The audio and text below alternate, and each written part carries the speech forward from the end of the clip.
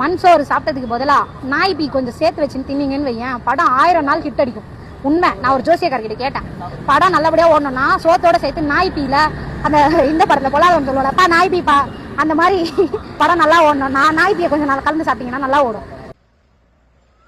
இது சீமானோட வளர்ப்புங்க. அது அப்படிதான் இருக்கும். சீமானோட வளர்ப்பு நம்பலையா?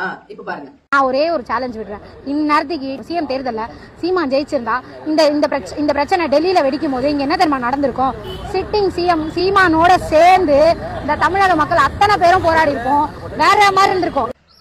எவ்வளவு திமிர் இருக்கும் இந்த திமிர் எடுத்த குந்தானிக்கு. முட்டைய வாங்கிட்டு இருந்த நாய்க்கு இந்த பேச்சுனா நான் என்ன கேக்குறேன்?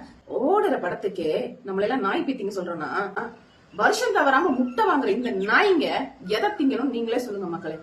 இவங்க அண்ணனை ஜெயிக்க வைக்கிறதுக்கு நம்ம ஒண்ணு சொல்லுவோமா? என்ன கேட்டா மனுஷ சாணத்தையும் மாட்டு சாணத்தையும் மிக்ஸ் பண்ணி தின்னுங்க, நல்லா தின்னு. தொட்டுக்கிறதுக்கு குழந்தைங்க டயப்பரை உருவி ரோட்ல போட்டுருப்பாங்க, எடுத்து வலிச்சு நக்கடி. அசிங்க பிடிச்ச நாய்.